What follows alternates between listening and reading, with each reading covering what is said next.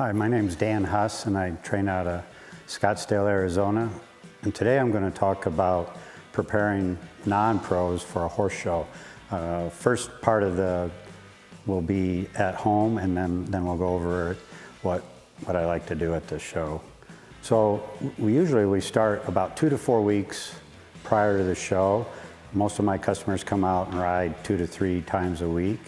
And during that time, I'll ask them if they know their pattern, because it's always posted. And if they don't, then I usually know the pattern, so I have them run the pattern.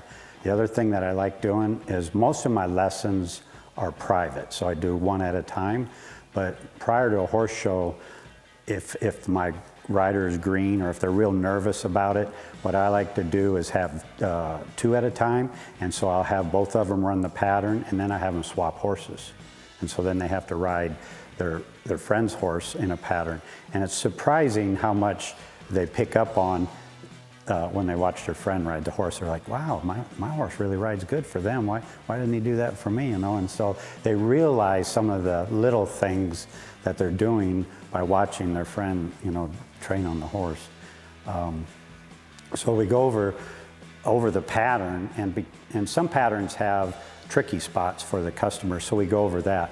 Like patterns 4, 5, and 13, you have quite a few lead departures. So it's very important that they're very solid at loping off. Some people think that's real simple, but it's the simple things, it's the basic things that I have found that got the non-pros in trouble.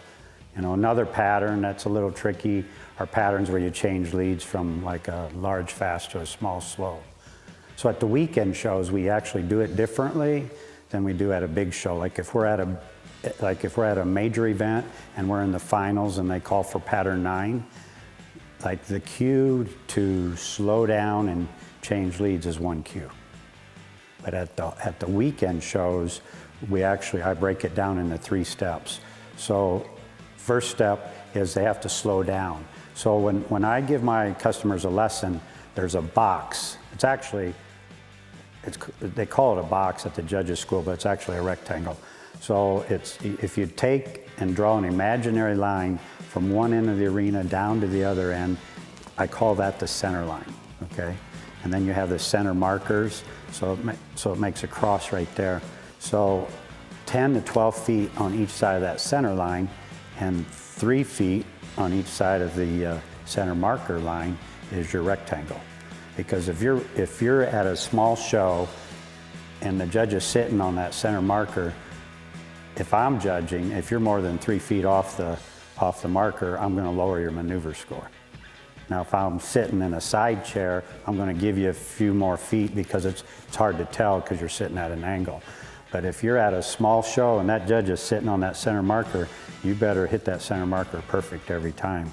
And so we go over that quite a bit, like they have to make sure that they hit that marker. But the other thing is, like on that slowdown, is they need to do the slowdown within the box. So if they do it too early, you don't get a positive score for the circle, all right? And so you want to be within 10 or 12 feet of that center line when you do the slowdown. So your first step is the slowdown, and then your next step is the change leads.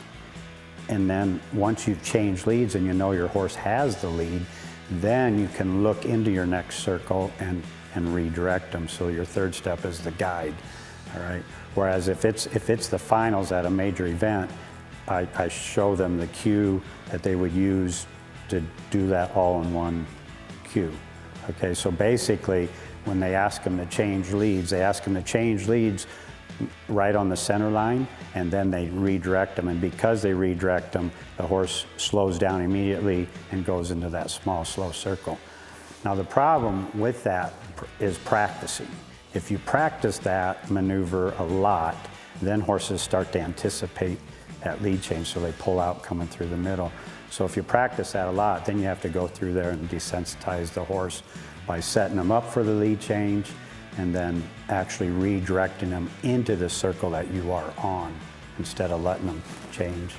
And then so we do that a lot after we practice that. So those are just 2 examples of some things that you need to work on. The other thing is pattern placement. You know, we talk about already the center marker. Along with that is the patterns where you run around the end. You know, in the book, it shows like a nice semicircle. But all the trainers know that if you want your horse to last a long time, you actually make that 2 square corners. And when you come off your square corner, you're better off to let that horse angle in just a little bit as opposed to running parallel with the side fence. You want to kind of angle towards the center line. And the reason for that is all the patterns, you always roll back to the outside. So that's why most horses, after they've been shown a lot, they run down there and they pull to the outside so bad. So in practice, most of the time, I make my people roll back to the inside, and it just gets them better prepared for like when the horse would happen to pick up the wrong lead and then they have to change leads. So I don't have them worry about the lead until they've gone past the center marker. Because if they worry about it too soon, then the horse breaks gait and then they, get in a penalty situation. So those are some of the things that I do, at the lessons. Now the other thing that we stress a lot of is the horsemanship. So for most people, it's hard for them to sit square and sit still. Like if they feel the horse starting to drift to the right, they want to lean left. All right. Now, in some cases, some horses will redirect better. But what happens is when you lean left like that, you're actually putting your left leg against the horse more. You're taking your right leg, your outside leg off. So now the horse leans even more to the outside because of your leg contact. So we work a lot on staying square in the saddle, having even pressure with both legs, and having it be a light pressure. You don't want to feel like you're gripping extremely hard, but I don't want my horse so light to my leg that I can't put it on him when I'm circling. So it's basically the weight of your leg. It's a little bit more than that when you're circling, but basically the weight of your leg. And then therefore, when you get into the pen and show, they're not near as chargey in the circles. Along with horsemanship, I think it's very important to look where you're going. So what you'll hear me do or say to my customers is you have to guide them with your eyes. So it's like driving your car. If you're looking out the windshield and looking down the road and looking at the white line or the yellow line, you do a much better job driving. You're not going back and forth with your steering wheel. But if you're constantly looking down at the radio or looking at the speedometer and you stare at it for a while, then you look up, you've drifted off to one side. So I really drill that they have to look where they're going. They have to look 10 feet ahead or about an eighth of a circle ahead of them. And I don't ever want them to turn around and look back at me when they're circling. Because wherever you look, you automatically adjust your body weight. And so you're not squeezing them over there with your leg. You're not sitting on your outside hip and pushing them over. You're sitting square and you're looking where you're going, and your hand is what I called centered. So centered for me is your hand, like if this arm was your horse's neck, is right above the neck. It's not, even though most people, when they ride with their left hand, they want to hold their hand left to center, and if they ride with their right hand, they want to hold their hand right to center. To me, that's a major no-no, because you're telling that horse to always turn. And the only time that I really want to do that is in the spins. So I really drill them on centering the hand, all right? You have to remember, horses can feel a fly. So they can feel the weight of that rein against their neck or their shoulder. So you want to keep your hand as centered as much as possible when you're circling. And then the thing about putting a horse in the bridle, like if I pick my hand up and I do not use any leg pressure, I want my horse to stop. So every time I pick my hand up, I'm always squeezing with my leg. In fact, I squeeze maybe a second before I pick my hand up. And then if they don't respond to my leg, then I pick my heel up and I squeeze with my spurs. So my heels come up, I squeeze with my spurs, and then as my hand's coming up, and then when the horse gets soft in his face, I lower my heels, I lower my hand. So I do that every single time. So most non-pros get a little lax about that. Like they'll pick up if I'm standing there instructing them to pick up, and then if I just sit there and watch them for a little bit, then they forget to use their leg. And so then the horse doesn't want to go forward, he's always doing half halts. So it's very important that, that you always use your leg when you put them up in the bridle. So the other thing that I have them do when I work on horsemanship is I have them pick out a focus point. So when non-pros run to their stops, some of the common tendencies is for them to look down. And so whenever you look down, especially if you have a lazy horse, it's hard to get them to that spot. So what I want my people to do is when they're standing at the end of the arena, yeah, they can look in the dirt and figure out where they're going to slide, and then they have to look outside the arena and see what's in alignment with that spot, and then they have to look at that.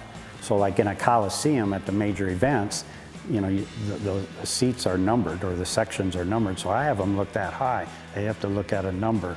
So, and at home, I just have them pick out a tree, or we have a nice scenic view where we ride, so I tell them they have to look at the top of the mountain or something.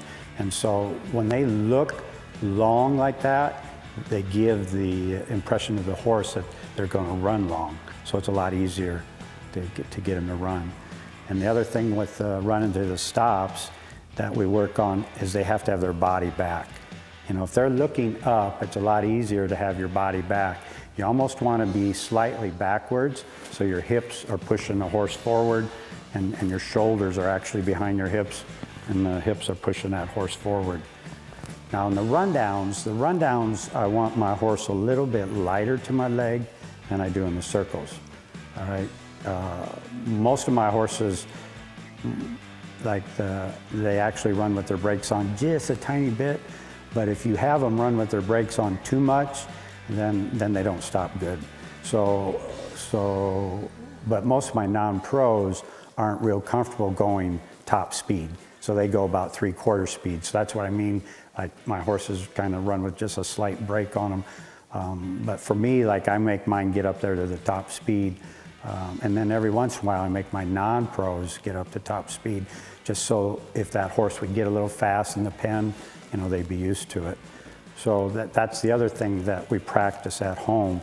Like if they want to run plus half circles when they show, we don't spend the whole time doing 0 circles. We spend running plus half and occasionally plus 1 circles. You know, I take them out of their comfort zone a little bit. I try to set the bar a little higher. And so, again, if the horse gets fresh and the rider just decides to go with it in the show pen, you know, they know the feeling from with the horse, and the horse knows the feeling from the rider. So for me, like I don't ever want them to practice super slow and then show really fast. That'll work good one time, but in long-term wise, it doesn't work for me.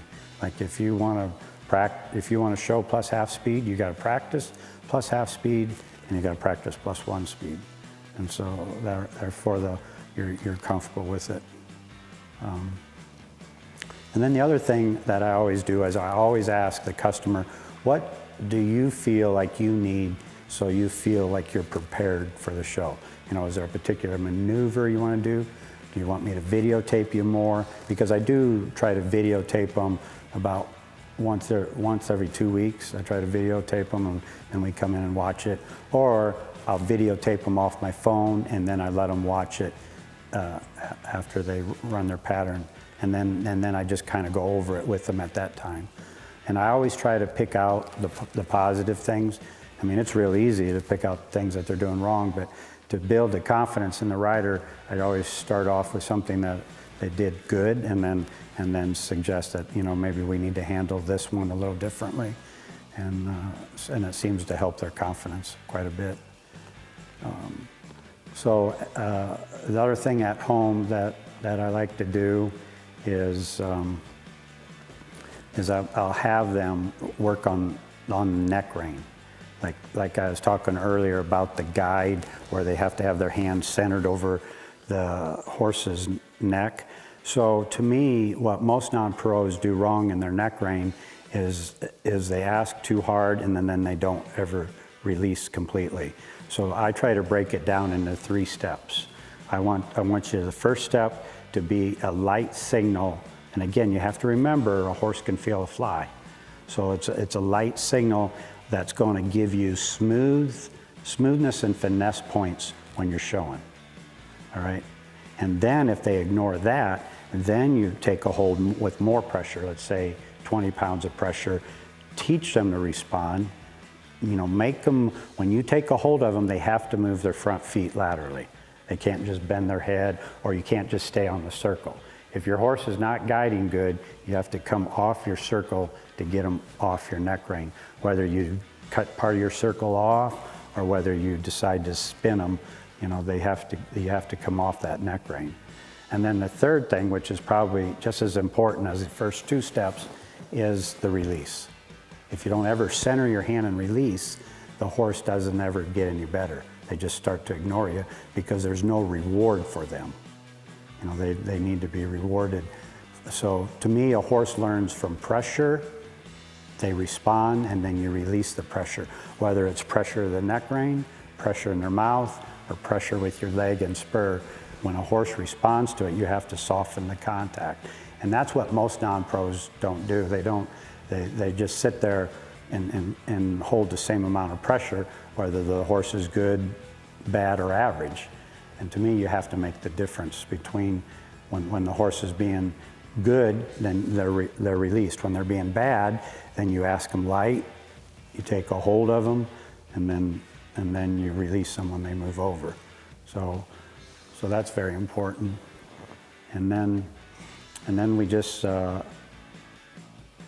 practice putting them in the bridle, like I said earlier, and I always make them ride like they're showing. Like they don't get to ride around two hands, they don't get to ride around with a training bit, they don't get to ride around with their arm down. They always have to ride with their hand up by their belt buckle, and they have to be in show mode. And the reason for that is they don't ride every day.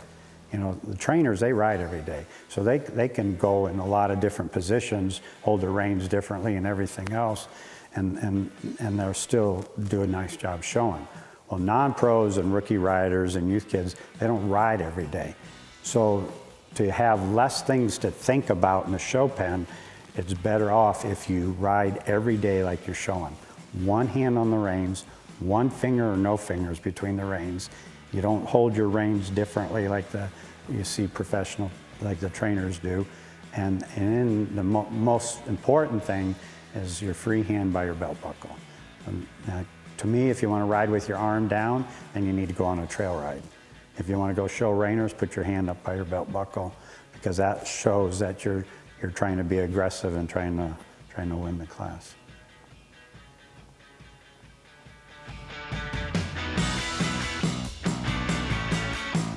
I've had the privilege of being affiliated with the National Reining Horse Association for over 20 plus years.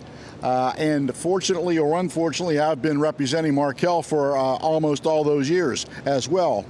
We are a very integral part of the horse industry. We intend to remain an integral part of the horse industry. When you look at organizations like the NRHA and NRCHA and other organizations that we have had the good fortune of representing, it's about what we can do for the people through the products that we have to offer, that being not only livestock mortality, but commercial equine insurance, farm and ranch coverage, and also commercial liability and professional trainers liability. Are they applicable to all? No, but there are so very many people in the industry that can use what we have to offer, and I'm very fortunate to have a team of specialists that work with me for Markel, our Western discipline team, and they offer products for people, Western horse people in particular, throughout the country. We have some other opportunities that are becoming available now with the hopeful addition of a new organization and some new entities, along with some other products that Markel offers as a corporation. Their winery coverage, their camp and path coverage that we've been involved with for years.